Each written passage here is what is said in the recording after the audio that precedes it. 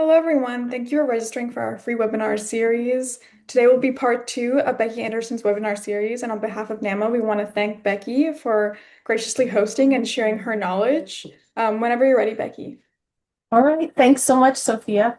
Well, thanks for joining us, everybody, today. We're going to kind of go slow here at the beginning to make sure that we've got everybody logged on. I know everybody jumps on kind of at the last minute. And then what we're going to be covering today are everyday toxins or toxins in everyday products and how can you identify them and minimize them. And then, also some discussion around it feels like a lot right now. We've got a lot of these things that are showing up, and how do we manage that? How do we address it in our day-to-day lives so that we can protect ourselves and our families? So I'm going to go ahead and get started now. So I'm Becky Andersen. I've been working in the chemical safety and environmental compliance arena for a long time, more than 25 years. I worked at Metro Waste Authority in Des Moines, Iowa for quite a long time, and I've been a consultant now for about 16 years. I work predominantly with industry. I also help schools and governmental agencies with regulatory compliance for OSHA, DOT, and EPA regulations. I did a stint as a volunteer firefighter and emergency responder, and that really opened my world and helped me build some good experiences that I can share with a lot of folks to help make sure that our communities and our families and we ourselves stay safe. I also ran a program called Rehab the Lab at Iowa, where we focused on legacy chemical cleanouts for schools. Before I dive in today, I just want to say a quick thank you. The grant funding to support these webinars came from USDA, and my dear friend, Vicki Davis out at Upper Valley Lake Sunapee Regional Planning Commission in New Hampshire applied for that grant and received it. And so a thank you to USDA and to Vicki as well. Also, thanks to NAMA for getting the word out and then providing us with services to kind of support me today as I'm talking through this webinar. And then finally, I used a lot of the information from the environmental working group for this presentation today. And I put a little different spin on it. So we'll see what you think. We will take questions at the end. So if you do have any questions that come up, you're free to enter them in the question and answer, but please know that I'll wait until the end to respond to those. Our goals today are ultimately to keep you safe. We want to also mitigate risk and minimize exposure in the community and for your family. But really, all it matters is keeping you and your family safe. And I want to make sure that we emphasize that. So, little tips here on the Zoom controls. We've disabled the chat and we've disabled the hand raising, but you are welcome to put questions in the Q&A box. And again, I'll get to those at the end, and I'll try to get as many of those answered as possible. You will have access to my email and my phone number on the very last slide, and you're more than welcome to reach out to me if you have additional questions. So the first thing that we're going to talk about is a different perspective. We are all hearing a lot of information, and some of it can be very confusing and very overwhelming about all of the chemicals that we're being inundated with. PFAS, PBDEs, volatile organic compounds. We're just hearing about a lot of it. Phthalates, endocrine disruptors, and it can get very overwhelming. So what I'm going to do today is I'm going to kind of winnow all that information down into 4 specific chemical areas that I think are most critical for us to pay attention to. So we're going to focus on, and I'm going to call them reproductive and hormone disruptors. You've heard of these as phthalates. You've heard of them as endocrine disruptors. I'm going to expand that a little bit and just call them hormone disruptors and reproductive disruptors. We know they affect a lot of systems of the body, but we're still learning a lot about them. I'm going to also talk about VOCs, or volatile organic compounds, and that's a class of chemicals that we see all over the place. And this is not organic like I'm growing my vegetables in my organic garden and not using chemicals. This is organic in the chemistry definition, which means that they're carbon-containing molecules, volatile organic compounds. And so that's what we're going to talk about also. We're going to talk about halogenated compounds. These are compounds with chlorines, fluorines, and bromines attached in them or as part of their composition. And this is a particular class that really frustrates me. I would have thought we would have learned by now that these are not real compatible with humans. So we'll talk about that. And then finally, we're going to end with pesticides. So with a focus on glyphosate, chlorpyrifos, and neonicotinoids. And so those are the three classes. Now, I will tell you, I suspect there are a lot of folks that we have on the webinar today that are deep dive experts into some of these classes of chemicals. I'm not going to focus on the deep dive into these chemicals. We have a lot of expertise out there. I want you to take this and listen to the information more at kind of the 3,000 foot level. So we're not way, way up in the sky, but we're up enough that we can see some details. And I want you to integrate this then into some of the decisions that you make every day. And I will let you know, this is an area that I've researched for many years because I truly believe it's impacted my health and it's impacted my family. And so I have a philosophy that I use every day, and that's just baby steps towards minimized exposure, just little steps that we can take.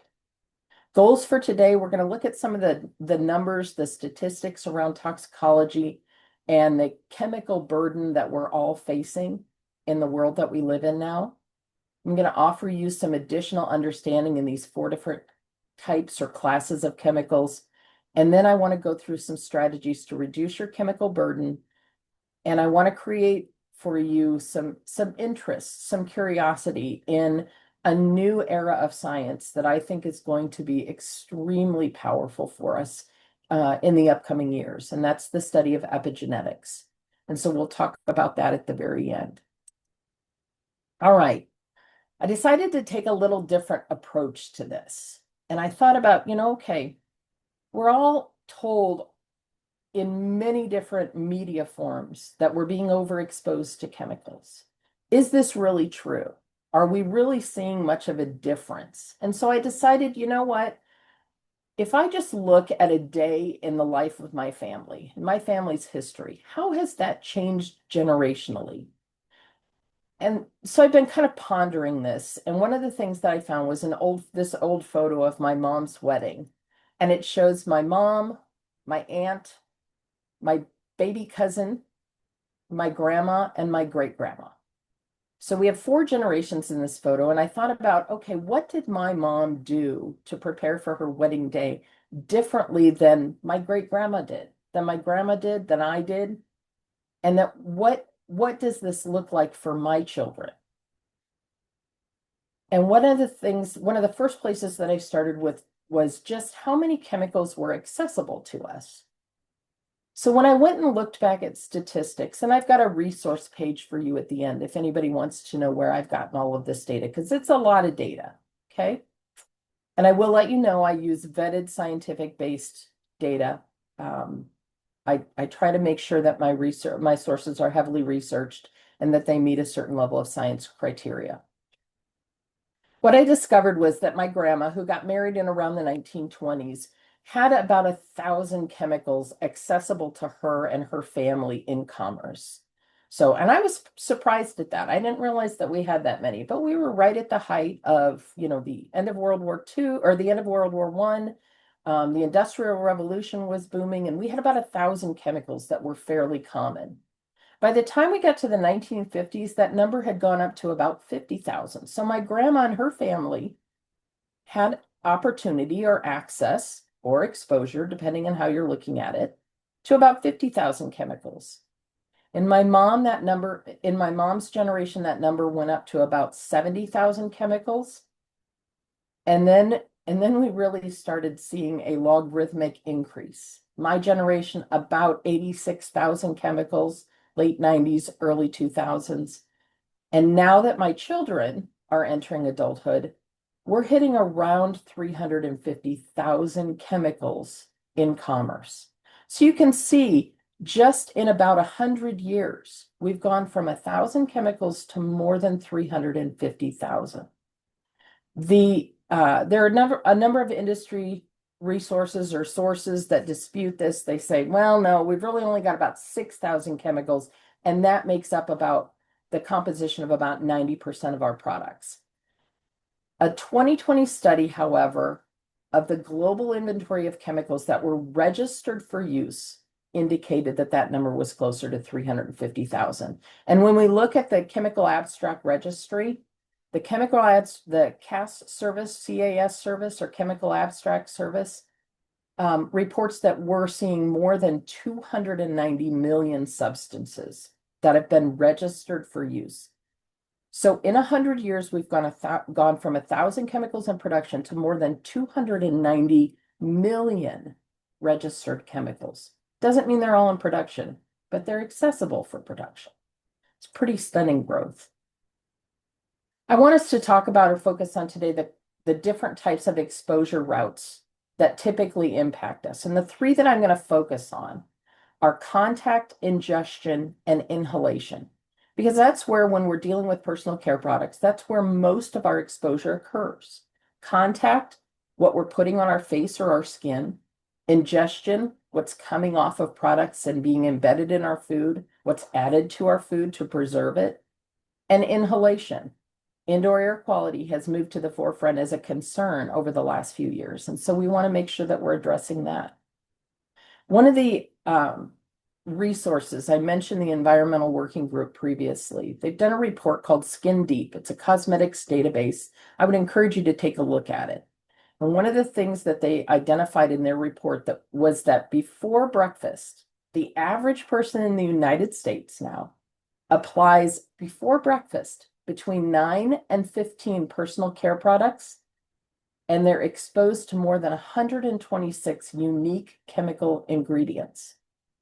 First couple hours in the morning. I found that number to be pretty stunning, very overwhelming. And we do a deeper dive into this. We know that we've got more than 10,500 products in the US that are used in personal care products, and only about 11% of these have been assessed for safety. We know from the Environmental Working Group's research that 1 in 8 of these chemicals is a known or probable carcinogen. And these are the products that we're applying on our skin. As we're applying them on our skin, sometimes we're inhaling the vapors from them.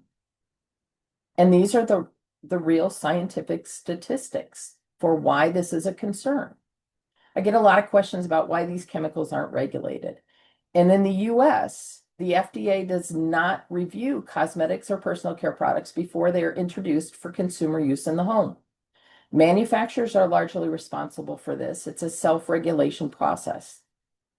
The European Union tends to be much more rigorous in its evaluation, and the EU has banned more than 1,300 of these chemicals from use in personal care products by manufacturers.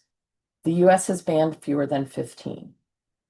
Many times when I'm researching chemicals, I will go to European Union sources, including safety data sheets from England or safety data sheets. I go to Canadian safety data sheets quite a bit. I find them much more useful, and there's a lot of chemical information that's included in them that in the United States is considered proprietary. It's not unusual at all for me to pull up a safety data sheet in the United States, evaluate it, and I'm thinking specifically of things like air fresheners in the home. If you pull up the safety data sheet in the United States, frequently there will only be 2 or 3 chemicals listed, and it'll be something like surfactants, 3%, fragrance, 0.5%. And that's how things are identified in the United States.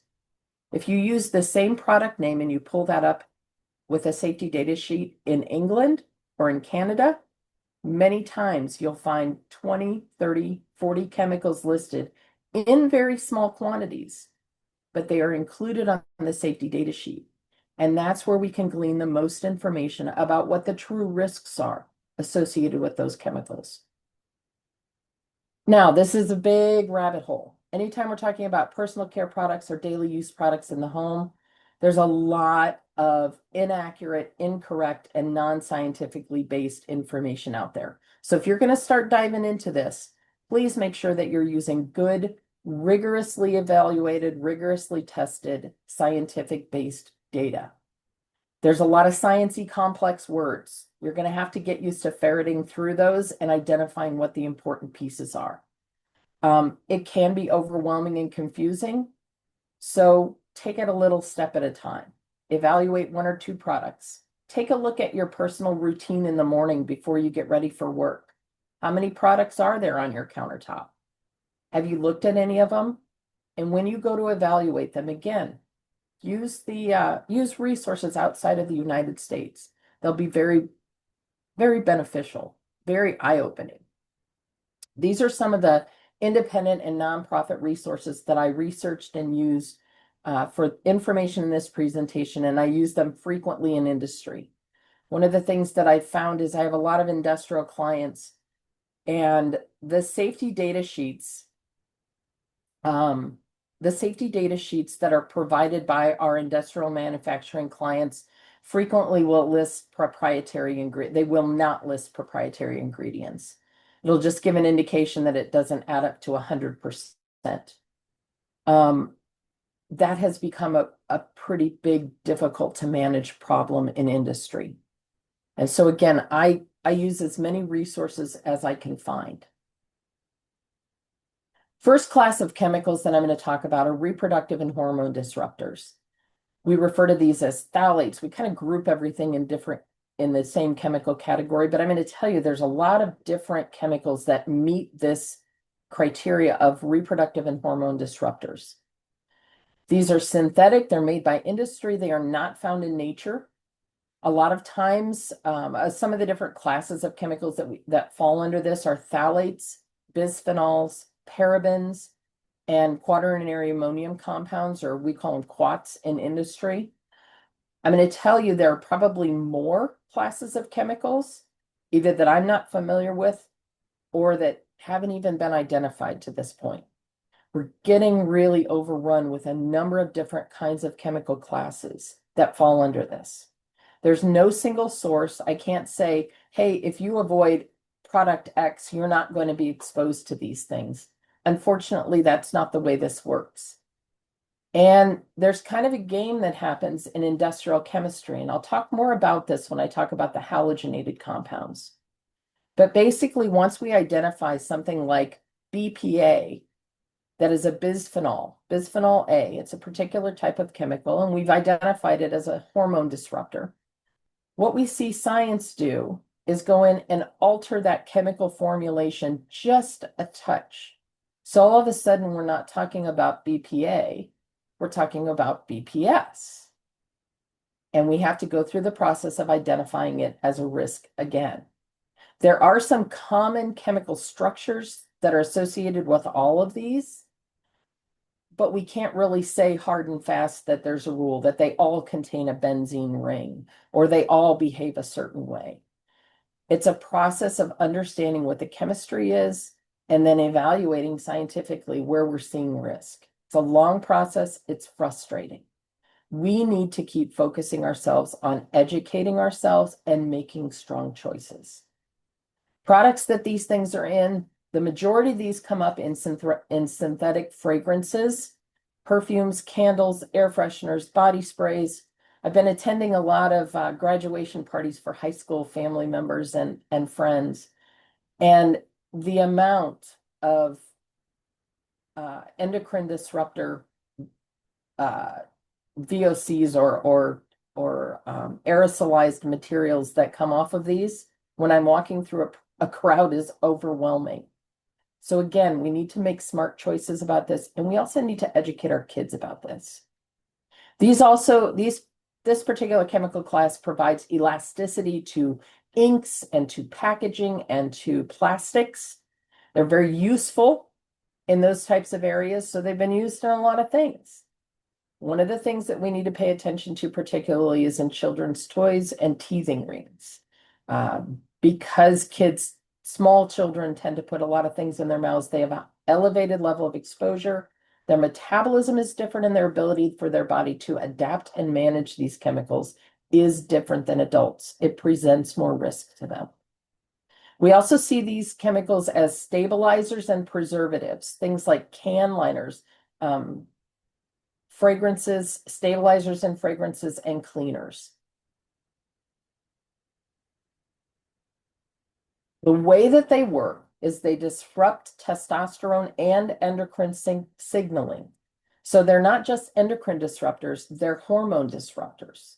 And they either alter the response of the body to these two hormones by blocking access, by mimicking them, or by altering how those hormones are connected throughout our body systems. And this can happen in very low dosages. One of the things that continued to come up as I was researching was plastics used in the microwave. Because when we heat those plastics, it causes an elevated level of activity in those molecules. They off-gas, they get into our food at very low doses. So one of the simple, fast, easy decisions you can make is, you know what? I'm not going to microwave stuff in plastic anymore, regardless of whether it's BPA-free plastic. Because remember, we've got industrial chemists that are kind of playing with those molecules a little bit. It might be BPA-free now, but is there something else in it that we're not aware of as a threat yet? So plastics in the microwave's not a great idea.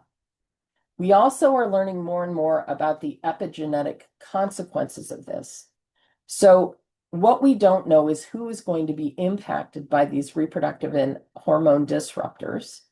And we don't know how long that's going to last. Is it just a single generation that's impacted?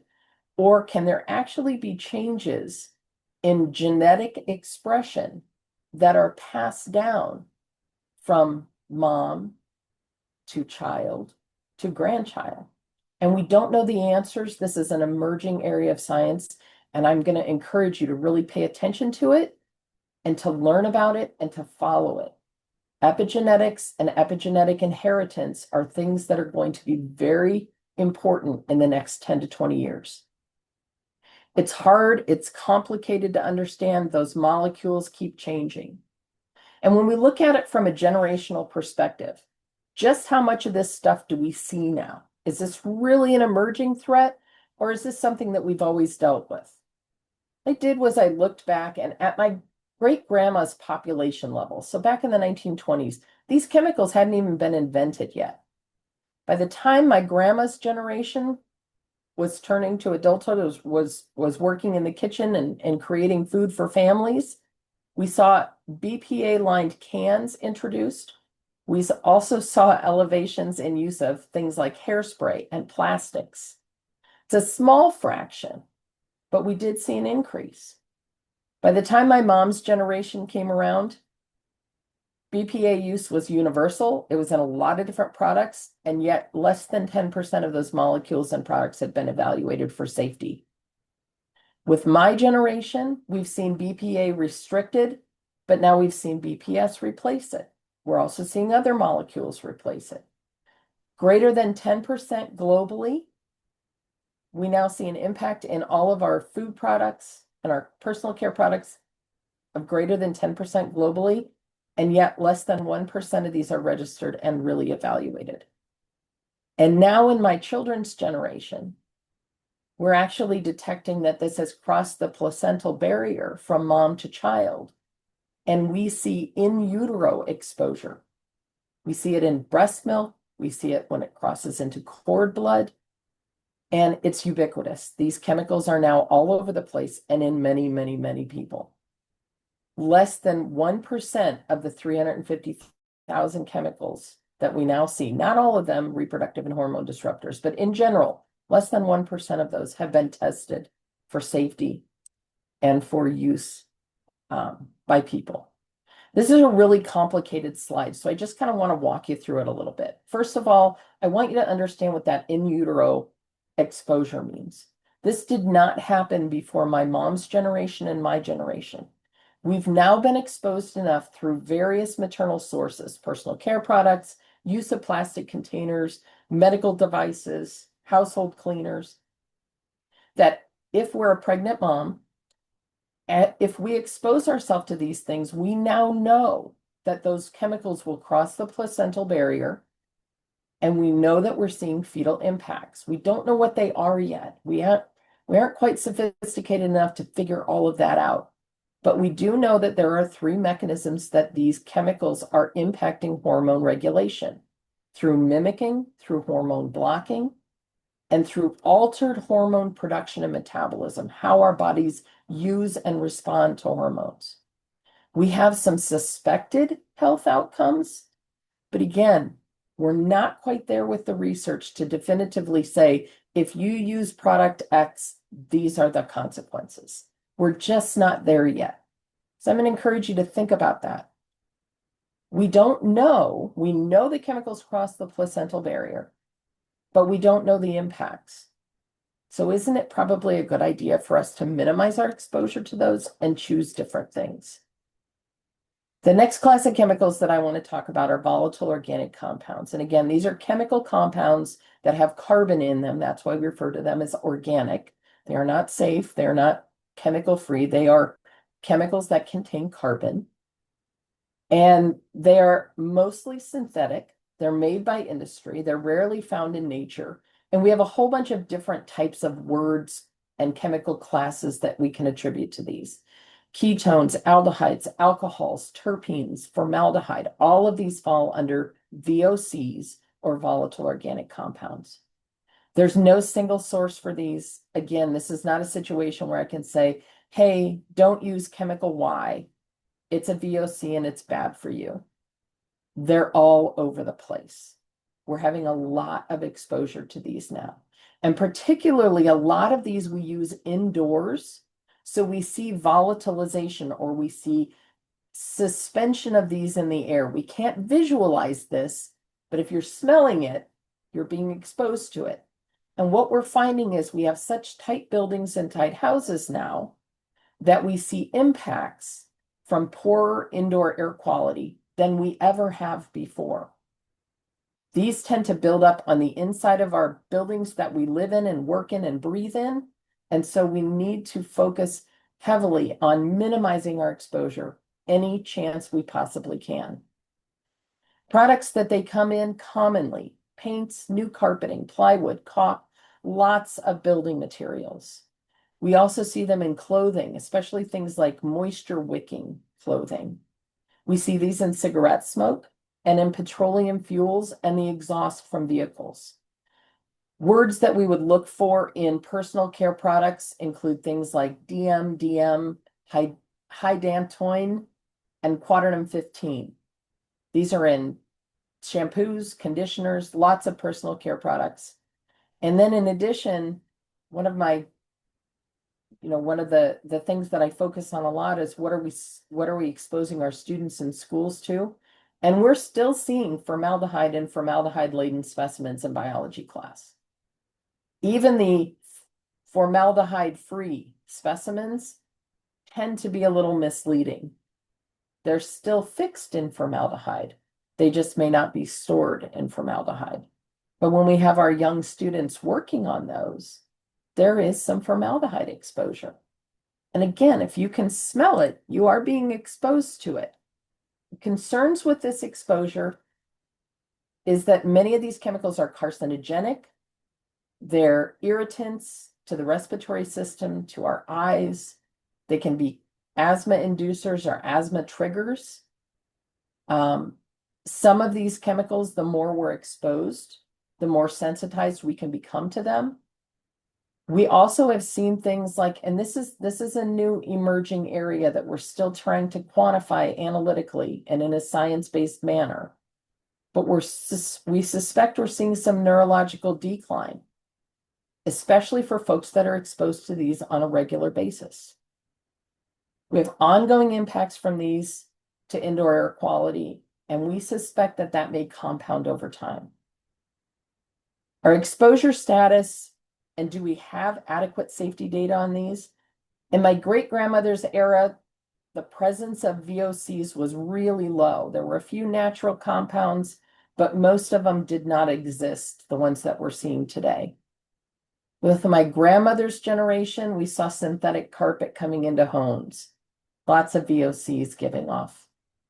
We saw other construction and housing items that were introduced into homes during my grandmother's generation and also during my mom's generation.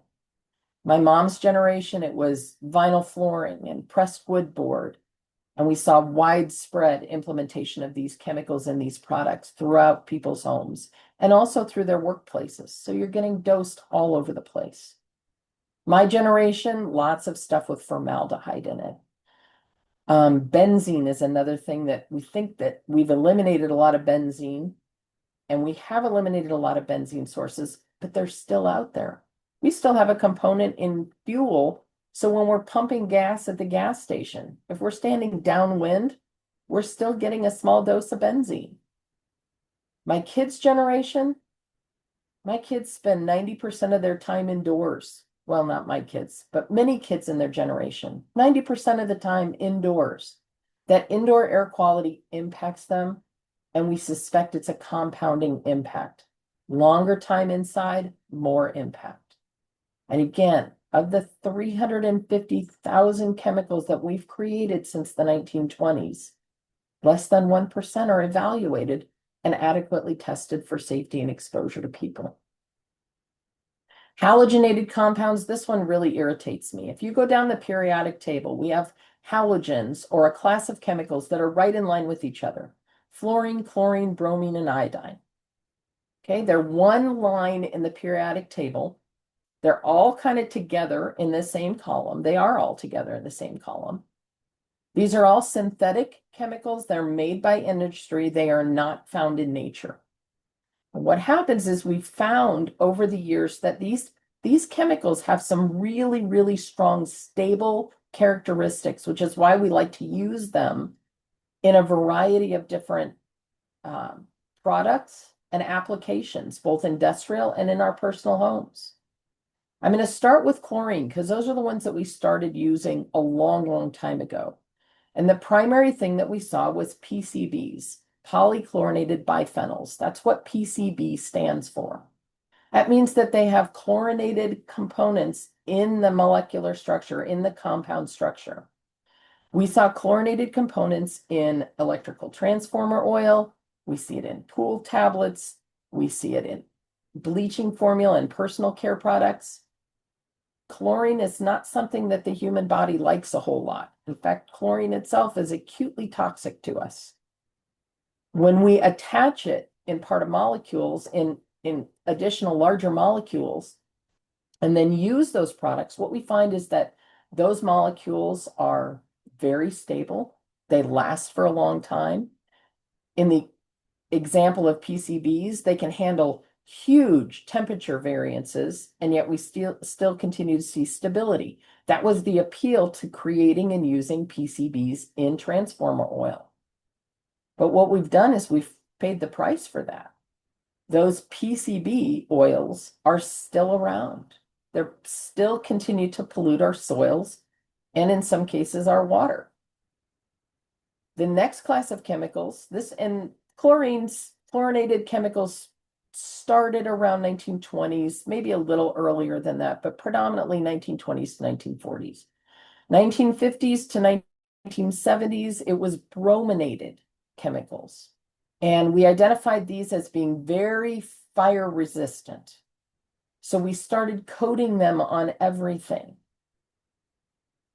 Bromine molecules are also pretty incompatible. Bromine itself, another acutely toxic to humans chemical. So when we take that bromine and we stick it in a larger chemical compound, we may see some benefit in some of the characteristics of that chemical, but what we also see are chemicals that are very, very difficult to get rid of and that don't work and play well with the human body. So we saw a huge influx in the 70s of brominated products, including things like furniture sprays for anti-stains, sprays for your carpeting. And in fact, they were once required as part of fire resistant efforts in things like foam furniture.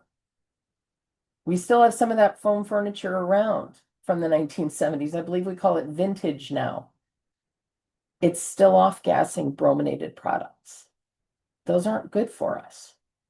The last and most recently used class of chemicals are the fluorines. And those came to us in polyfluorinated compounds. So PFAS, fluorinated compounds. Those came to us in because they had really cool characteristics. Again, we could heat them up, they don't break down. We could heat them up and they are water resistant and they are food resistant. They're really slick surfaces. Sounded magical. So we used them in a lot of different products, including things like Teflon pans. All of those different chemicals, anything with chlorine, fluorine, bromine, or iodine, all of those are toxic at pretty low levels to people. And yet we're putting them in a lot of compounds. Exposure concerns with these, they're carcinogenic. The chlorinated solvents in particular, we recognize now as carcinogenic. They're lipophilic, and what that means is that they're bioaccumulative in the fat cells of our body. So once we ingest them, breathe them, or apply them to our skin, like in sunscreen, those are absorbed into our bodies, and our bodies don't know what to do with them because they're not natural occurring chemicals. So what our bodies do is they kind of wrap them up in a little fat globule, and then they bioaccumulate. Our bodies frequently don't know how to filter these things out, and we're inundated with these. We also now know that PFAS in particular are thyroid disruptors. Thyroid is a critical gland that is important in brain development, metabolism, reproductive function, all kinds of stuff. In fact, we're still figuring out all of the impacts that poor thyroid function can have on our bodies. And we know that these particular compounds impact thyroid function. They are pervasive, and we are starting to suspect that they have multi-generational impacts. Epigenetic inheritance. If my grandma used a stain-resistant spray on her carpet and breathed it in every day for 50 years, when she was pregnant, did that impact my mom? Did that then impact me? We're starting to understand more and more about epigenetic inheritance, but we're not quite there yet. So it's something that you'll need to keep appraised of. If we look at this generationally, my great-grandma, we started seeing a few PCBs, but PFAS and PBDEs, the brominateds, weren't invented yet. My grandma's generation, lots of PCBs all over the place, frequently discharged into waterways. Stain prevention was introduced in PFAS, and we saw minimal polybrominateds. In my mom's generation, whoa, lots of exposure. Peak contamination for PCBs. This was the time when we had Times Beach, Missouri, and Love Canal, New York. Those multi-generational contaminated sites that we saw industrial contamination from PCBs occur at. We saw peak use of things like carpet stain resistance, furniture stain resistance. And this was also the generation that we saw mandates for polybrominateds to be used in furniture to minimize fire risk. We didn't know what we were trading one thing for another to. My generation, we've had a number of these that have been banned, but they're still present.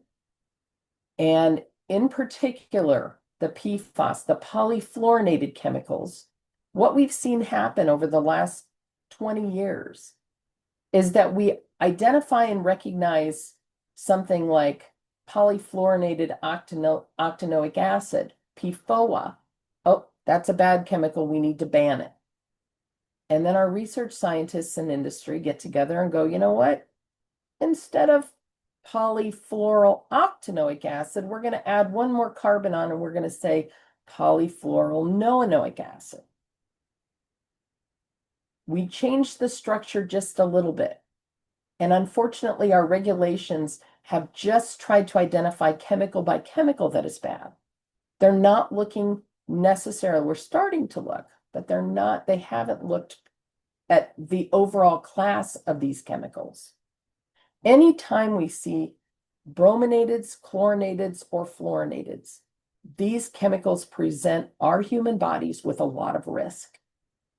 My kids, lots of use, pervasive in a lot of chemicals, pervasive in a lot of daily use items and personal care products. And it's very, very difficult to identify those on safety data sheets or on ingredients lists. The next class of chemicals and the final class of chemicals that we're going to talk about are pesticides. These are also synthetic. Most of them are made by industry. Very few are naturally occurring. In fact, we don't typically hear about those. They are designed to kill things. They are also detrimental to human bodies, regardless of what a lot of marketing literature says. They are detrimental to human bodies. They are, oops, and I see I've got a line under there that's still my fluorinateds. I apologize for that. What products are these in? The predominant one that I focus on is glyphosate. And if you look at the graph to the right, or the United States visual to the right, what you'll see are the USGS, United States Geological Survey numbers for pesticide application, and this is in 2019. This is the most recent data that I could find. And you can see that the estimated use on ag land, if you see smack in the middle there is Iowa, where I'm located, the estimated use in pounds per square mile is more than 115 pounds per square mile of glyphosate that we are pouring on our farmland. And we're also subjecting our crops to it. I started my career as a DuPont chemist, and I worked on this project. And it makes me very sad now to know that I was one of the contributing factors. I had a very, very small role. But at the time that this was being introduced in Roundup Ready corn and Roundup Ready soybeans, we were told it's inert when it hits the dirt. It's a salt. It's not any big deal. Well, now we know it's taken 25 years, but now we've figured out that no, it's residual in the soil, it's in the water, and it's now also residual in our food crops. It's a lot of evidence in particular about oats, because oats are actually sprayed several times with glyphosate so that they're dried down at their end of life use before they go into production. Chlorpyrifos is one of the other chemicals that we see prevalently used right now, and it's used predominantly on fruit crops. And we see a lot of residual that results in our food. Neonicotinoids, used predominantly on spinach and leafy greens. And the interesting thing with these is these are not surface chemical use like glyphosate and chlorpyrifos, but the neonicotinoids are a systemic use in those plants, which means that they can't be washed off. All of these are also found in groundwater and surface water, which is what we drink here in the United States. One of the environmental working group focuses is measuring and identifying just how much glyphosate in particular is present in different food products. And I found this graphic very interesting. You'll see that the glyphosate that they measured in Honey Nut Cheerios was actually measured at a higher level or a higher concentration than vitamin D and vitamin B12 in the food. Exposure concerns associated with pesticide include the unrelenting cumulative load that we have every meal, every day, for year after year after year as we're eating this stuff. They are suspected carcinogens. Some of them are known carcinogens. We suspect that there are impacts to metabolism, to liver function, gut biome. All of that information is still emerging, and it's very complex. So we're still trying to figure out just what the impacts are to people that are eating these products, breathing these in the air, drinking this stuff in the water. We also one of the things that we don't do well in the United States is determine the synergistic effect of multiple chemicals when they're mixed together. And we know that in our food crops, we use multiple pesticides on them throughout the life cycles of those plants. We don't know what the synergistic effects are. It's not being evaluated as far as I could find. Chlorpyrifos, EPA recommended that there's no safe limit for this, and it was recently overturned. So we have a lot of battles going on. USDA, FDA, and EPA limits for exposure to these chemicals in water, in food sources, are all significantly higher than the recommendations from the Environmental Working Group and that we see in Europe. When we look at this generationally, the impact on my great-grandmother's generation, minimal. Pre-DDT, there wasn't much pesticide used. My grandma's generation started using DDT and chlordane, and both of those were used at the peak. By the time my mom's generation rolled around, DDT was banned. Organophosphates then replaced it. Also very toxic to humans. My generation predominantly dealing with glyphosate, chlorpyrifos, neonicotinoids. My kids' generation, we're still seeing DDT. We're still seeing chlordane, especially at household hazardous waste collection events. They still come in. Atrazine still comes in. And my kids are being dosed with glyphosate, organophosphates, neonicotinoids. We're detecting them in food, in water, and in people. So I want to return to our original question. So what does this mean? When my mom got ready for her wedding that day, she probably did not have the same, in fact, we know she could not have had the same exposure to the personal care products and the daily use materials that she used in her life. We have a lot of new threats. And then I get a lot of questions about, do our choices really matter? Are we just getting inundated? This is a really interesting slide that came up. Basically, the way that I want you to understand this is that the bottom line, our children in the 2020s, or my children in the 2020s, if we look at the amount of pesticides or chemicals or toxic chemicals that are included in their personal care products and their daily use items, we call that 100% exposure. If we go back generationally, my exposure was only 82% of that. My mother's was 48%. My grandmother was only exposed to 22% of the chemical toxin load. And my great-grandmother was exposed to 4% of the chemical toxin load. So we have now significantly increased our chemical burden and our toxicity load. Key messages from science regarding all four of these chemical classes. The increase in chemical burden is real. That is statistically, scientifically been proven. We know we have more chemical burden than we've ever had in the history of the human species. The chemicals are pervasive. We know they're in our food, our water, and our air, and our daily life. They are robust, very tough molecules to destroy, and they're very difficult to remove. Our standard wastewater treatment processes frequently don't cut it and don't remove the chemicals of concern. We are just starting to learn what the multi-generational impacts are with these chemicals. One of the things that we see is that our environment and our genetics both work together, and we're starting to understand that, but we don't have a good grasp on it yet.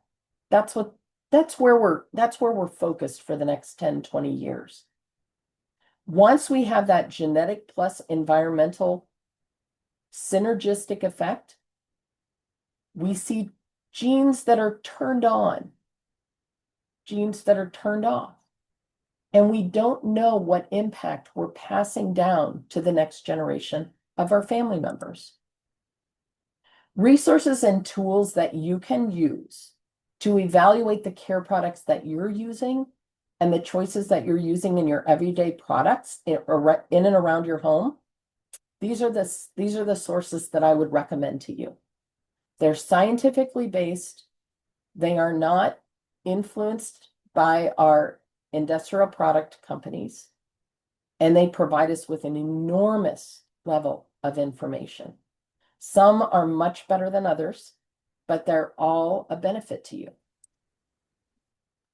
Best strategies for you to minimize your exposures.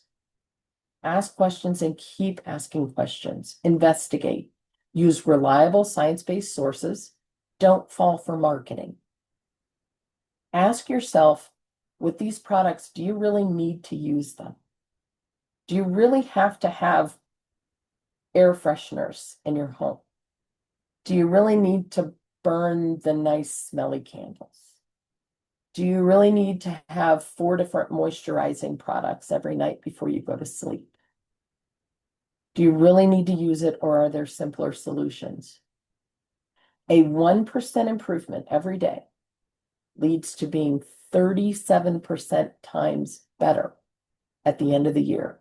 Small incremental choices and changes matter. When you're talking about food and drink, choose organic. And by organic, here I mean chemical-free. Chemical-free. Now, there's a lot of scuttle about, well, is it really organic? And how long does it take to become organic? And what if it's not labeled organic? Do the best you can. Small steps matter. Filter your tap water. I have a reverse osmosis system at my home, and I won't go without it again. I've actually helped my children move towards filtered water. We installed a reverse osmosis system in my parents' house. Filter your water. Avoid heating things in plastic, and in fact, avoid storing your food in plastics. Even if it says BPA free, we don't know what's replaced that plastic, what's replaced that flexible BPA component in the plastic. Limit your canned foods, especially if they're BPA lined. Reduce processed foods and avoid non-stick pans. Much better option, use ceramic, stainless steel. You can even use the old iron skillets. I can't remember what they're called right now. Having a little brain spasm. In your home environments, constantly be mindful of your indoor air quality. Use HEPA air filters to try to limit exposure on an ongoing basis. Open up your house, let the fresh air in. We know that our outside air is typically, depending on where you're located, our outside air is typically less contaminated than our indoor air. So exchange it out. In industry, we do this a lot. Thank you, Rhonda. Cast iron pans. Good grief. Use a HEPA air filter, ventilate your home, exchange out that indoor air, and be mindful of it. Also, vacuum regularly with a HEPA filter. That will help. And then when you're choosing your cleaning products, be very mindful. Do some research. Personal care products, ask yourself, do you really need all of these? Use the environmental working group's Skin Deep information. It's an outstanding collection of beneficial information. And I'm going to encourage you, go fragrance free. Even if you aren't feeling the impacts of it, you have no idea what the people around you are experiencing if you are wearing a lot of cologne or perfume. And not even a lot, a little. Those synthetic fragrances can have a serious, significant impact on things like asthma. So I started with a picture of my family at my mom's wedding. And I'm going to leave you with just a couple of goofy pictures of my family, because this is why I study this. This is why I take the time to evaluate this. It's for my kids. And for eventually the hope that maybe I'll have grandkids that can be even healthier than my kids and myself. I want to thank you for your time. I'm going to take a look at questions and I'll answer them the best that I can. I know this data is overwhelming, but remember that small changes matter. And even if you don't find the answer you're looking for in research, if you have suspicions about a product, stop using it. Find something that's better for you. Making one better choice every day can be life-changing. Now I'm going to take a look at the questions. So the first question from Sharon is, can you share how you find safety data sheets from the European Union or from England? Is there a particular site or organization? That's really tough. I usually start with the Google, and sometimes I will resort to other search engines because sometimes you don't always find good open answers. One of the resources that I've used, and I used it to pull together a lot of the statistics, is AI. I used Claude and Gemini both to help me find statistics and find information for this presentation. Now, I will encourage you, if you use AI, please make sure you go out and double check those sources because there are some nuances that occasionally show up. I would say that's probably the best information that I can give to you. There isn't a good collection at this point in time that I've been able to identify. And I'm sorry about that. So it does take some sleuthing. So Abby asks, when produce is labeled organic, what pesticides are still commonly used? Oh, that is a can of worms, Abby. And I can't give you a good answer for that because the rules are different for each pesticide and the allowable amounts that can be treated on those different foods and what those threshold definitions are. I've actually gotten to the point where I look more at chemical-free produce and chemical-free produced foods. There are a lot of my small producers that don't want to pay for the licensing to be able to use the term organic. So that's why I look for other clues, chemical-free, naturally produced. You have to be careful with naturally produced too, because some people think that glyphosate is natural. It is not. So not easy. For pesticides, I've got a comment from Jennifer that says for pesticides, you can look for non-US safety data sheets at cdms.net. Thank you, Jennifer. I was not aware of that. I'll take a look at that one. I will add it to my repertoire. Rhonda, thank you. Types of pans. We use ceramic in my households and with my children and also now with my parents. We're trying to get them to switch. Cast iron, ceramic, and stainless steel are probably your best three options. Is there a difference between unscented and fragrance-free? From Victoria in New Hampshire. I don't know the definitive answer to that. My suspicion would be that we have a lot of folks that are a lot of industry that is using fragrance-free, and yet some of those chemicals that produce fragrance are still present in compounds. So I think there's some additional sleuthing that we have to do. But a good small step to start with is to move towards both unscented and fragrance-free. We've got a comment from Heather that says, I believe unscented is different than fragrance-free. Can you clarify? I wish I could, but no, at this point I cannot. I'm going to encourage you to look for both of those. Victoria says fragrance-free means absolutely no perfumes or masking scents are added to the product.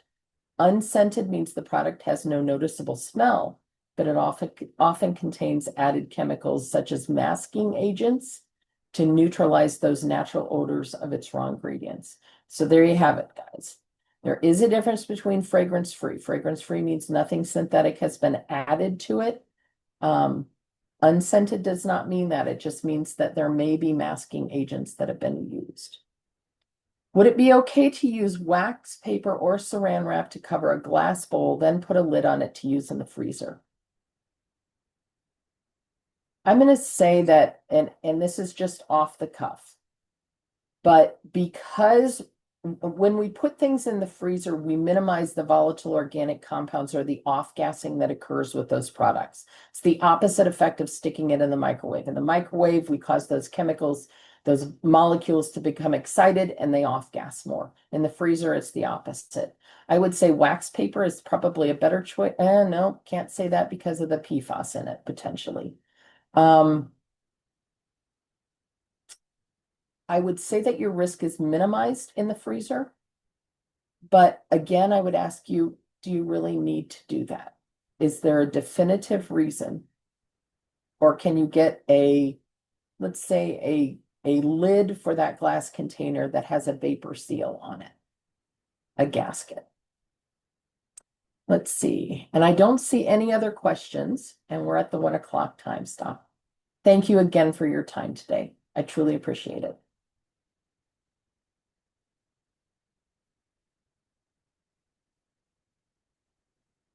Sophia, do you want to go ahead and shut the webinar off? Yes, thank you, Becky, for your presentation. That was really wonderful. Nama really appreciates you giving your time. Thanks, Sophia. Appreciate it.